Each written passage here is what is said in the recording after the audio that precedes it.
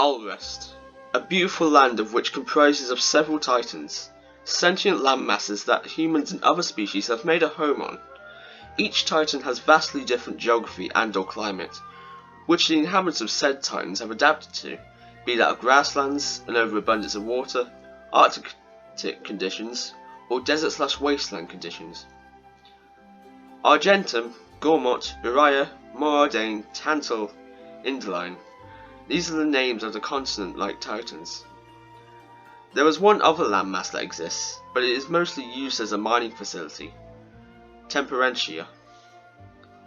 Whether this is a titan or not is not known to anyone in Alrest, but given the slow but steady decline of the Moradane titan, it is speculated that the Temperentia land mass once was a titan that existed long ago, but just aged and withered over time, much like any other life form. On one of the much smaller titans, named Deserta, lived a salvager named Rex, an optimistic and easygoing young boy. Long story short, Rex met with a blade named Pyra, who turned out to be the Aegis. A blade is a companion of sorts, who can be summoned from what's known as core crystals.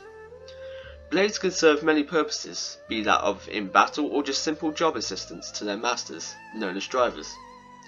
The Aegis is the most powerful blade to ever exist, only being rivaled by a second Aegis, named Malus, whom Rex, with the help of many friends he made throughout his journey to get Pyra to Elysium, a mythical place full of beautiful grasslands and other sights, defeated, returning Malus to the ether that fuels the life of Alrest. Through Rex's journey, he met and made friends with many oddities, be that of blades and drivers. These allies include Nia, a younger motley girl who's often sarcastic and cynical, always having a witty put down to other allies' shortcomings. She is the driver of Dromark, a tiger-like blade who treats himself like Nia's butler, always referring to her as my lady. Tora, a young Nopon who aspires to be a driver. Much like other Nopons, Tora is generally friendly and gluttonous. He is the driver of an artificial blade that he created himself to fulfill his desire to become a driver, called Poppy. Morag, a strong-willed and dedicated woman who values the safety of her country, Moradane, and people above anything else. She is the driver of the Empire's most powerful blade, the Jewel of Moradane, Brigid. And though unrelated, due to her mannerisms and overall behaviour, Morag is often mistaken for a man. And Zeke, a flamboyant but reflexive and mature man who is often accompanied by horrendously bad luck wherever he goes. He is the Crown Prince and the most powerful driver in the Kingdom of Tantal.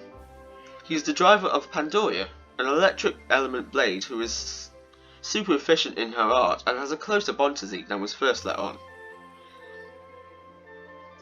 When the team's journey had ended, they decided to stick together to explore Alrest, going around helping citizens with jobs, defeating potentially dangerous monsters, and essentially treasure hunting.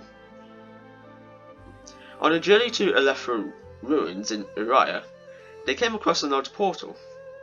Curious to where it would lead, they all went through and ended up somewhere called the Land of Challenge, a place where drivers and blades come to compete in various challenges, assuming they meet the unknown criteria, of which Rex and the gang obviously had. Upon arriving in the Land of Challenge, Rex and the gang met with three unfamiliar faces, Shulk, Fiora, and Alma. Shulk and Fiora had come from a place, seemingly in a different dimension, called the Bionis, while Alma had come from a place, seemingly on an entirely different planet, called Mira. All three of whom came through the same kind of portal that greeted Rex and the gang in Elethra ruins, Uriah. Why they were all there was unclear, but according to the Archsage, who had made all this possible, everyone wanted to see Rex, Shulk, and Alma in one place. Who this everyone was obviously unclear to all four, but it was a sight to behold nonetheless. It was discovered later that neither Shulk and Fiora or Alma could return to their homes, as they were just spirits and not their true selves, but yet possessed everything that made their true selves, be that of memories, experiences, and personality, all down to a T. Later, a special key called the All-Rest Link Key was granted to Shulk, Fiora, and Alma. This key allowed them to cross over into All-Rest, an act that was previously impossible. With this, Rex and the gang could continue their adventure with 3 new powerful allies, of whom could tell stories about their own worlds and experience in said worlds.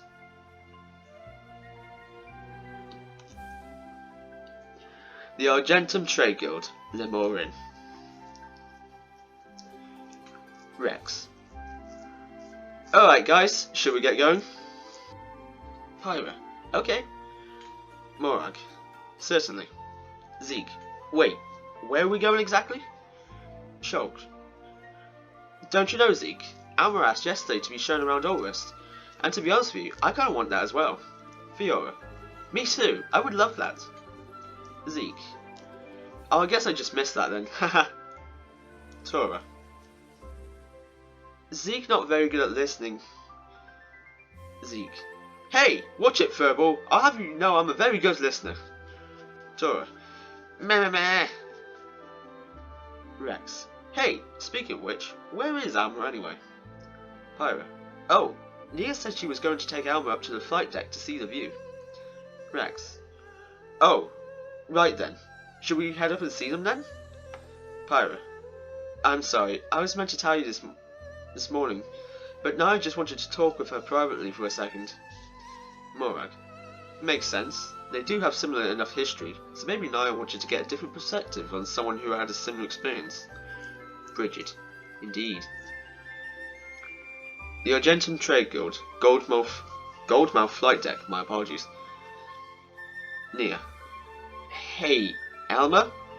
Can I ask you something? Alma. Of course. What would you like to ask? Nia. Well, it's, Nia looks down, twiddling her fingers. You're supposed to be a mercenary, right? Alma. Well, although that's not what the official title of my role is back on Mirror, I essentially am, yes. Nia. Yes. Well, what was it like for you? You know, being a mercenary. Alma. Well, I am still a mercenary back on Mirror, but I understand what you're asking. She folds her arms, thinking. Well, I worked as a part of a team, as you do with Rex and everyone.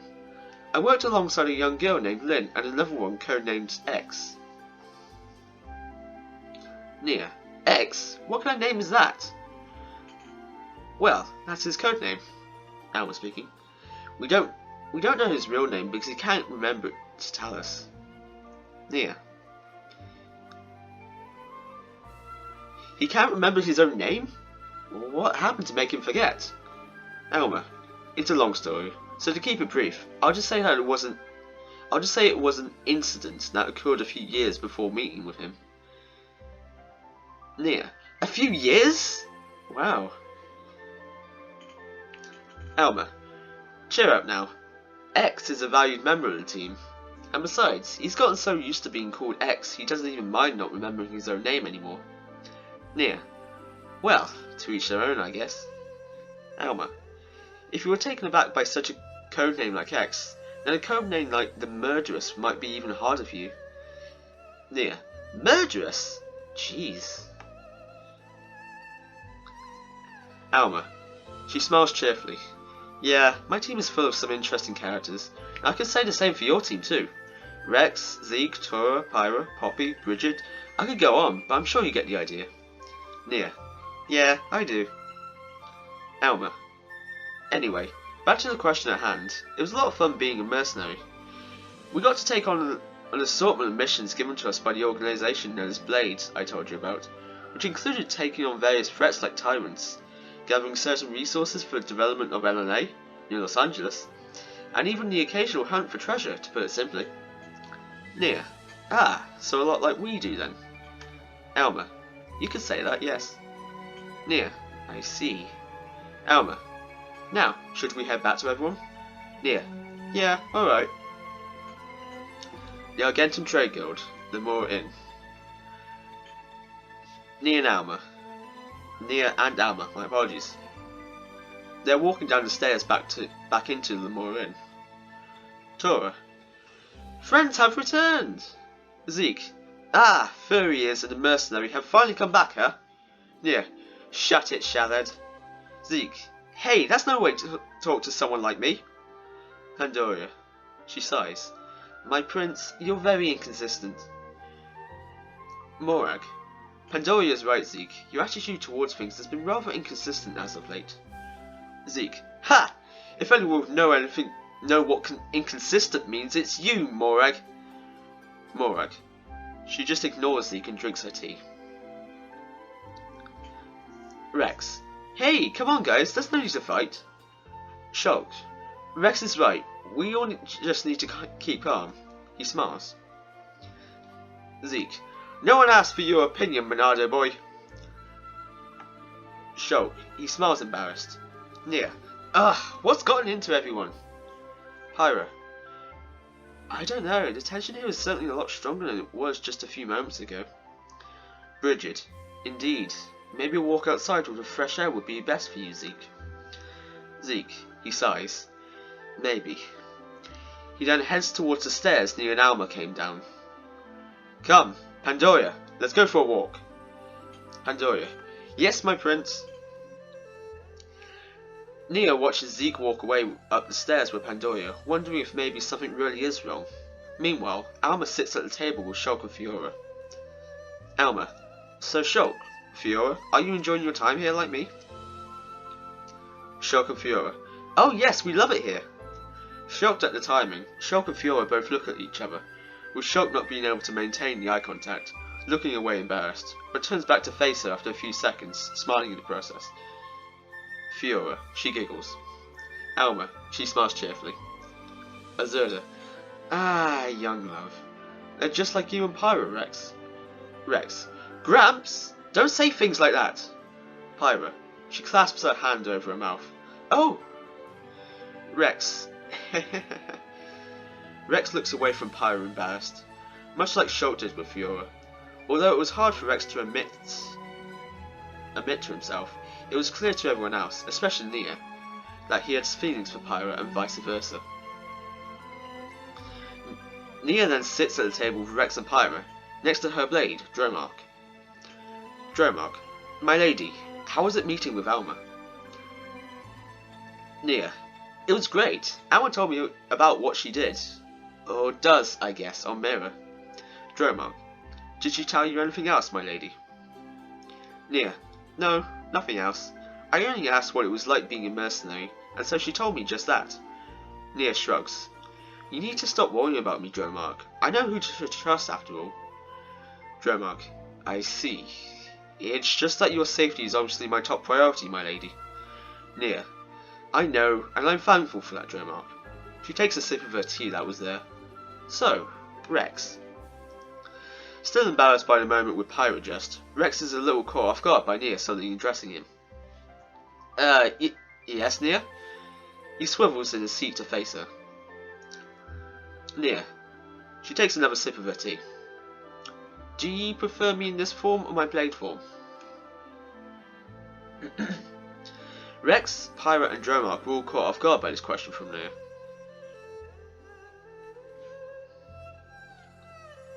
What Nia meant by this wasn't immediately clear, but when considering what Nia confessed to Rex upon taking form as a blade and coming to terms with it, the intention of Nia with this question was clear. Rex. Does my answer matter in any way? Nia. No, I wouldn't say so. Rex. Then... your blade form?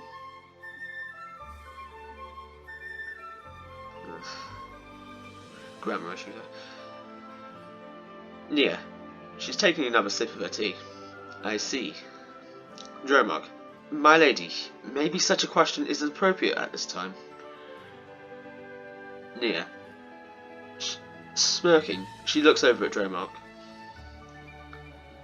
Suddenly, Pyra transforms into Mithra.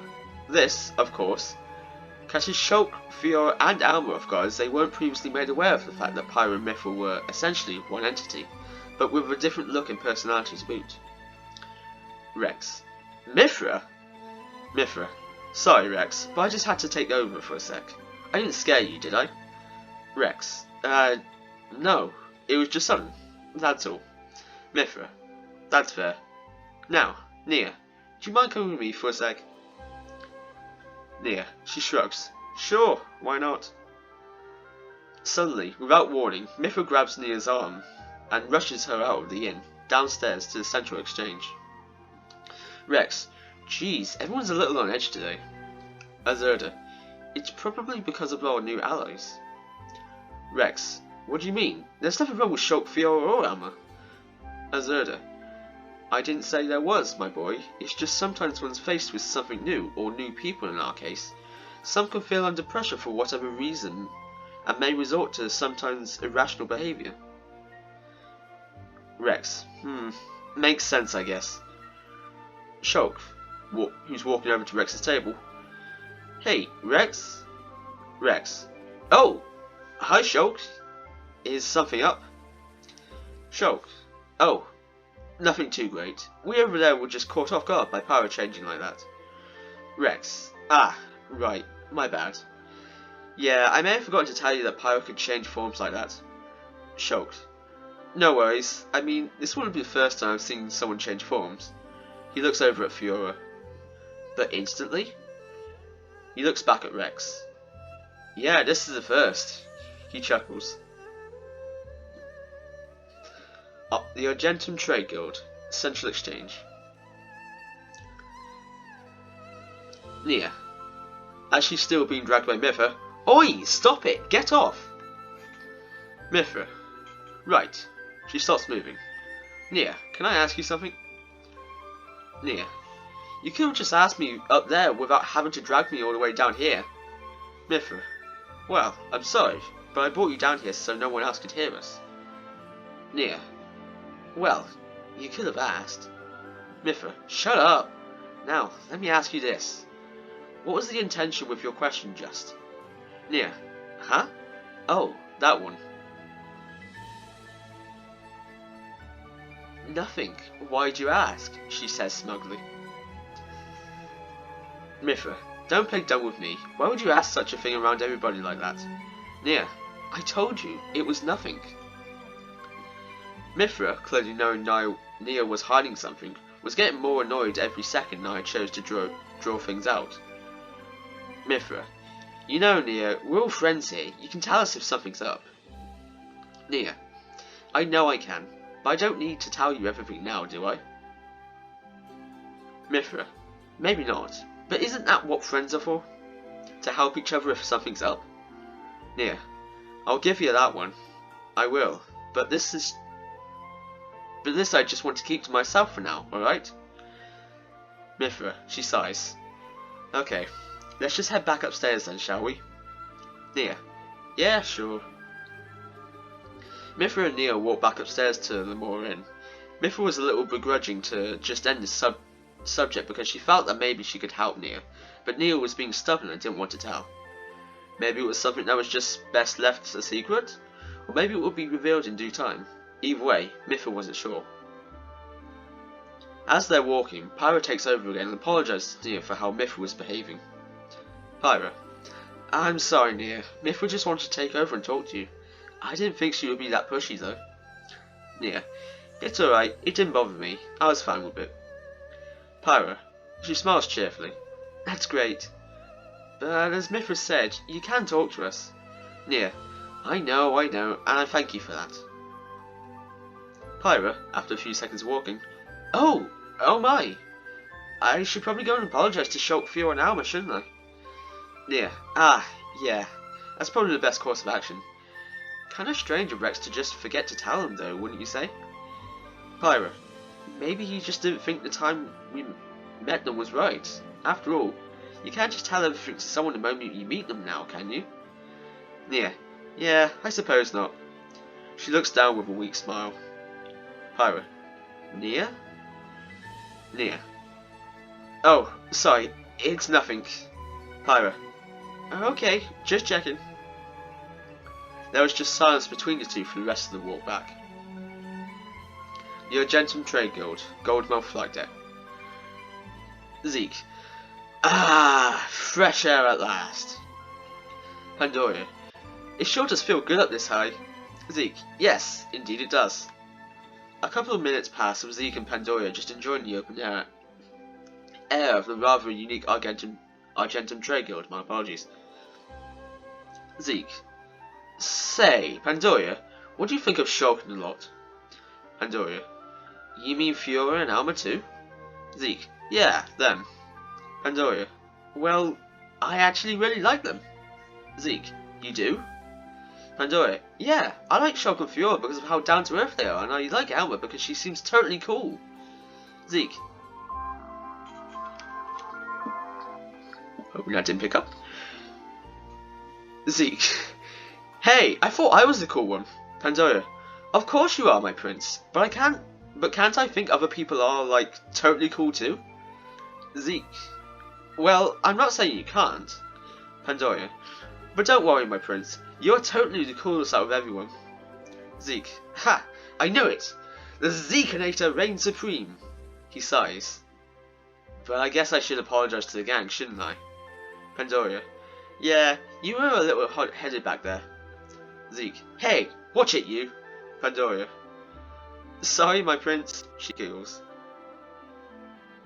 Zeke and Pandora head back to the inn. Even though Zeke managed to clear his head, somehow so much was done at the same time that absolutely nothing was done. Such a thing could only be accomplished by the Zekinator, after all. The Argentum Trade Guild, Lemorin. Azurda, yawning. What time is it, my boy? Rex. It's approaching 9:30. Why'd you ask? Azurda. Oh, no reason in particular. I was just curious, that's all. Rex. Fair enough, I suppose. But why couldn't you just look at the clock yourself? Azurda. Well, why do it yourself when you can ask someone else to do it for you? Rex. Confused. Rex then interrupts himself by noticing Morag walking over to the table. Morag. Rex, can I have a word quickly? Rex. Oh, Morag. Don't worry, you don't have to move anywhere. Rex. Well, I mean, okay then. Morag. Great, I'll just take a seat here quickly then, if you don't mind. Rex. Not at all, go right ahead. Morag. Right, thank you. Sorry, Dremok. Dremok, no need to worry, Special Inquisitor. As Morag sits down, she notices Nia and Pyro approach the top of the stairs. Morag. I'll make this quick. There's no need to overstay my welcome. She removes her gloves. This Alma over there, you trust her? Rex. What? Yeah, of course I do. Morag. I just wanted to be sure. But really, if I had any say in the matter, I'd be a little wary of her if I were you. Rex. How come? Morag. Well, she labels herself as a mercenary, does she not? Rex. Yeah, she did say she was. Morag. Well, pardon my assumption, but how can we be sure to trust her? Rex. Why are you asking me this? Can't you ask her yourself, Morag? Morag. I could do, yes, but considering you were the one who accepted her into the group, I wanted to know how you felt about her. Rex. She's fine, Suddenly, Rex is interrupted by Nia. Nia. What do you mean, I wanted to know how you feel about her? Alma's trustworthy, I can assure you that. And anyway, if she wasn't, do you really think that Rex here would even consider letting her join? Come on now, have a little faith in her. Alma overhears Nia and makes her way to the table they're at. Morag, taken aback. My apologies, my suspicions just got the best of me. Morag stands up from her seat. Morag. Very well then, I shall head back to my table. Morag, putting her gloves back on, turns around to be met face to face with Alma. Alma. Is there a problem here? I heard Nia use my name. Rex. No, there's no problem here. We've got it all sorted. He smiles awkwardly. Morag. As she's making direct eye contact with Alma. Rex is right, in fact. There was never a problem to begin with. Alma. Oh really? So you weren't talking in vain about me, Morag? Morag, no, I wasn't. And rest assured, if I were to talk about you in vain, I'd say it straight to your face. There were an awkward few moments of silence after what Morag said. Clearly, the tension between the two was rising, with the whole group aware of this fact. Elmer, is that so? Well, excuse me, Morag, but I'm not sure what I've done to provoke this kind of a reaction from you. I thought you were supposed to be civil. Morag, it's not what you have done, it's what you could do. Elmer, what I could do? I can do a lot, but I'm not quite sure what you're insinuating. Morag, don't play dense with me, girl. You know exactly what you could do. Elmer, dense? Please, if anyone's dense here, it's you for assuming something you're very much wrong about. At this point, Morag was seething, which was odd because of how she's usually cool, calm, collected and civil with people, no matter if they were trying to provoke her or not. The tension between the two had reached max capacity, and everyone could feel it. Rex then jumps up from his seat in an attempt to calm them apart. Calm them down, my apologies. Rex. Guys, please, there's no need to fight. Just step away from each other and... Rex is interrupted by the sound of a slap from Morag across the face of Elmer. Zeke. Now back at the inn. Hey gang, It didn't take too much time for Zeke to figure out what had just happened. Everyone was shocked at what just happened too.